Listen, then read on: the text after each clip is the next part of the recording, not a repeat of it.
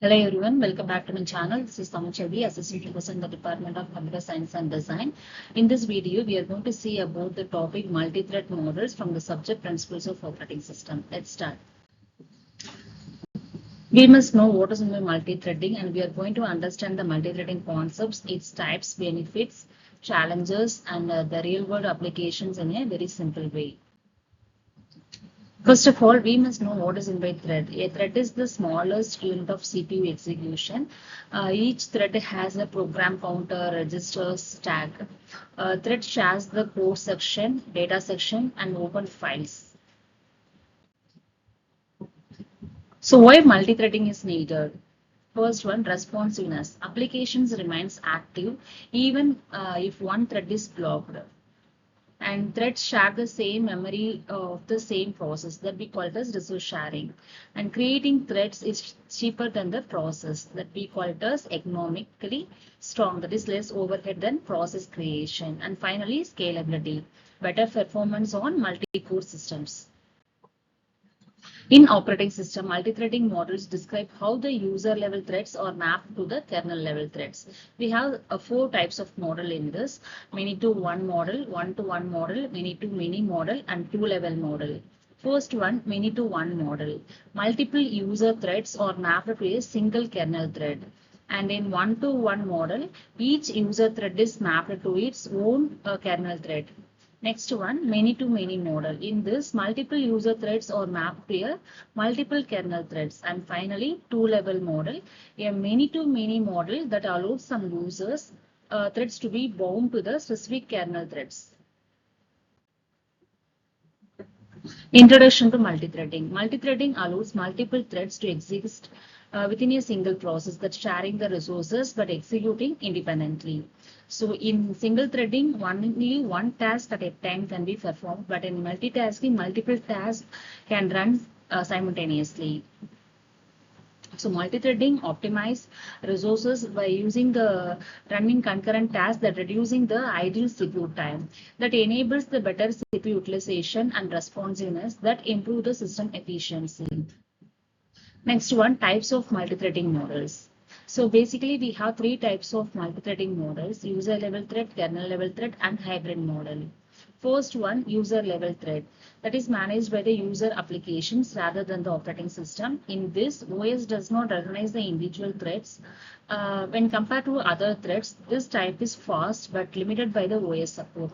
The second type is kernel level thread, managed by the operating system, that allow the better scheduling and management but with the higher overhead due to the context switching concept. So in this method, we can achieve better scheduling method. And finally, hybrid model. This is the combination of both user level thread and the kernel level thread that give the benefits of both approaches for enhanced performance and resources. So using the hybrid model, we can achieve better performance and flexibility. Multithreading provides so many benefits. For example, by using multiple CPU cores efficiently and threads share the memory with the same process, applications remain responsive during heavy operations. For example, in web browser, one tab can load while another remains active. Multithreading also introduced challenges in our system. For example, race conditions, deadlock, complex debugging. First one, race condition. When multiple threads access the shared data simultaneously, that cause the inconsistent results. Second one, deadlock. When two or more threads waits indefinitely for resources held by each other, we call this term as deadlock. And finally, complex debugging. Due to a non-deterministic behavior, debugging became difficult in our system that require the advanced debugging tools and techniques to solve the problem. Thread synchronization techniques. To solve these problems, we use Mutex, Semaphore, and condition variables. So first of all, we must know what is mean the techniques we call it as. The first one, Mutex, that prevent the multiple threads from accessing the shared resources at the same time. And the second one, Semaphore, that controls access to the resources using the topic counters. And finally, conditional variable that allows the threads to wait for a certain conditions that use the signal between the threads, allowing only one thread to wait for a condition. Multithreading in modern applications.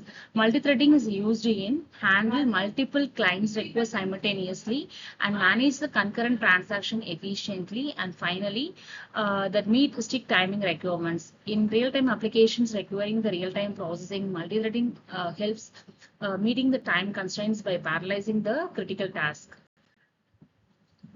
Let's look at the practical implementation of multithreading in Java. Built-in support for multithreading. Java built-in support for multithreading simplifies the development of the concurrent applications.